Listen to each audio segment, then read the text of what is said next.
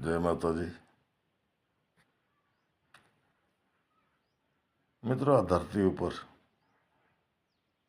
કંઈક શૂરવીર, ડાયા, સંતો, મહંતો, દાતારો કંઈક જન્મી ગયા. કોઈકના નામ રહી ગયા. આવા જ જેના નામ રહી ગયા એવા એક મંદોદર ખાન મોલે સલામ દરબાર. મિત્રો, એમને દરબાર કેમ કહેવામાં આવે છે એ તો સંશોધનનો વિષય છે. આજે પણ વઢિયારમાં ખાસ કરીને દસાડા આજુબાજુ, વિરમગામની આજુબાજુ તેમજ ચોરાડમાં આ મોલે સલામ દરબારો વસે છે. બહુ એમાંના આ મોલે સલામ મંદોદર ખાન દરબાર. હવે એક ચારણ, એ ચારણના ઘરે ગરીબાઈ આંટો લઈ ગઈ ભાઈ. એની ઘરવાળી ચારણાની એને કે તું ચારણનો દીકરો છે, આ મંદોદર ખાન બહુ દાતાર છે, એને ત્યાં જાચવા જા તો કંઈક છોકરાને રાબ છાસ મળી રહે એવું મંદોદર ખાન જરૂર તને ટેકો કરશે, કંઈક ભેટ આપશે. ચારણે કીધું હું જિંદગીમાં ક્યારેય માંગવા ગયો નથી. જે ખેતરમાં મજૂરી થાય એમાંથી દાણા થાય એમાં ગુજરાન ચલાવીએ, પણ આ વખતે દુષ્કાળ પડ્યો. હવે હું કાંઈ જાણું નહીં, કોઈને ઓળખું નહીં, છતાં તમે કહો છો તો જાય, સમય આવે. હવે એમાં મિત્રો આ હોળીનો પર્વ નજીક આવ્યો. એને ઉતાસણી કહેશે, હોળી કહેશે. હવે આ ગરીબ ચારણ કંઈક ધોયેલા લુગડા હશે એ એક થેલીમાં નાખ્યા કે લુગડાની શાલમાં બાંધ્યા, શાલમાં બાંધી રાખ્યા. અને હોળીને એકાદ દિવસ બાકી હતો. એક તલવાર કટાયેલી લીધી, ગળામાં માળા, અને પાળો નીકળ્યો, પગે નીકળ્યો. એ બરોબર મંદોદર ખાનના રજવાડાની બાજુમાં રાત થઈ. રાતના ક્યાંક સીમાડામાં સૂતો રહ્યો. સવારમાં ઉઠી અને ધોયેલા લુગડા હતા એ પહેર્યા, જૂના લુગડા પાછા એ થેલીમાં નાખ્યા.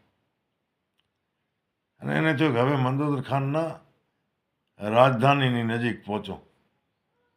સવારના પોરમાં જાઉં, મંદોદર ખાન સભા ભરીને બેઠા હોય અને એમાં હું જાઉં તો કંઈક મને મળશે. હવે મિત્રો બનેલો એવો કે રાજના છોકરાઓ બધાય કોઈ ગુલાલ ઉડાડતા હોય, કોઈ રંગ ઉડાડતા હોય, કોઈ ગારો, કીચડ, કાદવ, છાણ, ધૂળ અને ધુબાકા દેતા દેતા ગામને ગુંદરે હોળી રમે. એમાં ચારણને જોયું,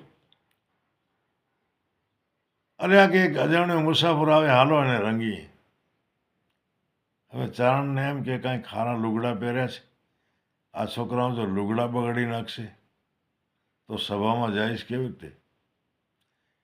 હવે છોકરા નજીક પહોંચ્યા, રંગો રંગો રંગો કરતા હોય. આ ચારણ પાછળ હટતો જાય અને મ્યાન હોતી તલવાર જે છે એ આમ વીંધતો જાય. હવે આ દેકારામાં અને ધૂળની ડમરીમાં આ તલવારનો મ્યાન ક્યારે નીકળી ગયો આ ચારણને ખબર નહીં. અને મિત્રો, દેવ યોગે દેવ કેવો યોગ બનાવે જો. એ 25-50 છોકરા હતા, એમાં મંદોદર ખાનનો છોકરો જે છે એને આ તલવારની અણી ધાર જે હતી એ નળીમાં લબરકો કરી ગઈ અને મિત્રો શ્વાસ નળી કપાઈ ગઈ. ધડામ દઈને છોકરો પડ્યો. બાકીના છોકરા ભાગ્યા, કુંવર મરાણો. ત્યારે ચારણને એમ થયો કે કોઈક માણસ, કોઈક દીકરાને વાગી ગયો પણ ઘણો લાગ્યો અને હવે ગામ મારી નાખશે. આ મિત્રો ભેટ સોગાદ તો અહીંયા જ રહી અને આ ભાગવા માંડ્યું. આ બાજુ છોકરાએ ગામમાં જઈ રાડ કરી કે કુંવરને મારીને એક મુસાફર ભાગ્યો જાય છે. સભાનો આખો મૂડ બદલાઈ ગયો, રંગ બદલાઈ ગયો, આખી જે આનંદ હતો એ માતમમાં થઈ ગયો. મંદોદર ખાને પોતાની રોજી ઘોડી ઉપર રાંગ વાળી ભાઈ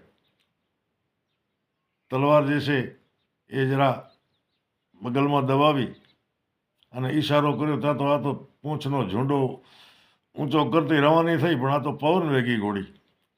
તુરી નમે બહુ તેજ નમે જળહર વર્ષંતો નમે સુલક્ષણી નાર નમે દાતા ધન દીતો. આવી રીતે ભાઈ નમી. અને આ તો ભાગી ભાગીને ચારણ ક્યાં જાય, કેટલેક જાય. એ અડધા ગાઉ માથે મંદોદર ખાન આવી ગયા.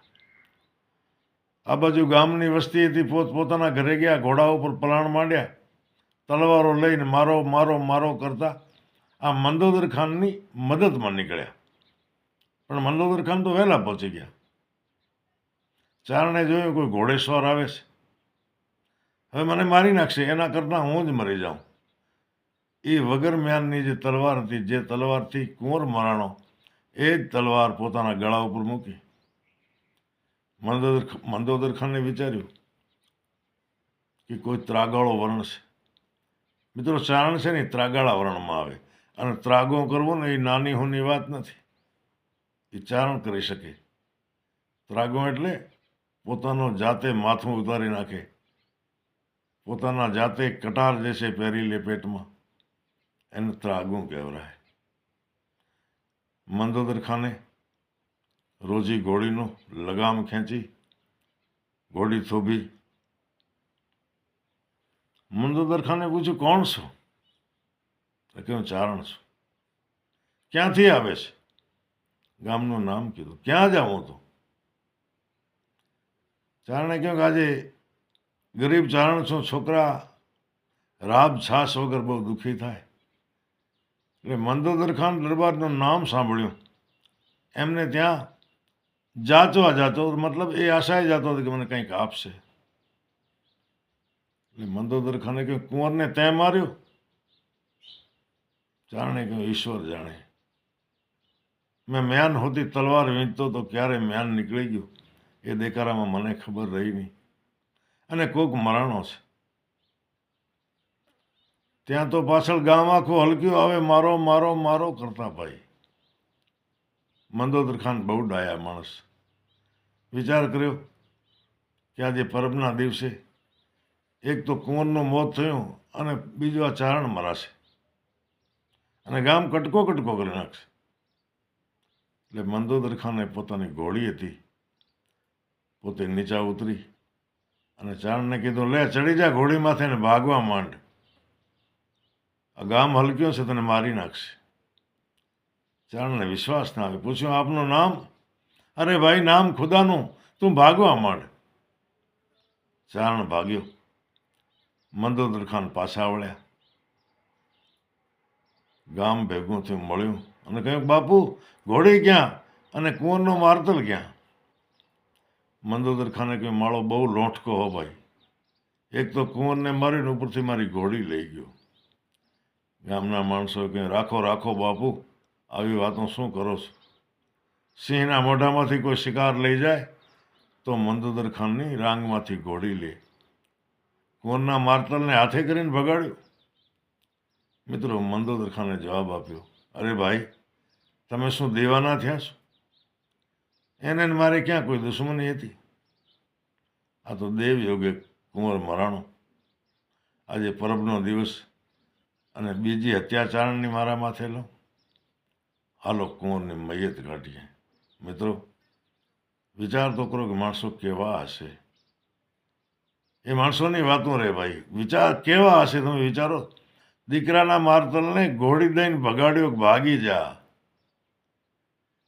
એટલે તો ભાઈ ડાયા માણસો અને કવિઓ કહ્યું છે, નામ રહંતા ઠાકરા નાણાં નહીં રહંત, કીર્તિ કેના કોટલા, એ તો પાડ્યા નહીં પડંત. તો આજની વાત કેવી લાગી જરા કમેન્ટ કરજો. આ વાત ઝવેરચંદ કાળીદાસ મેઘાણીના પુસ્તક સૌરાષ્ટ્રની રસધારામાં છે. મિત્રો, મને બહુ સારી લાગ્યો. જય માતાજી.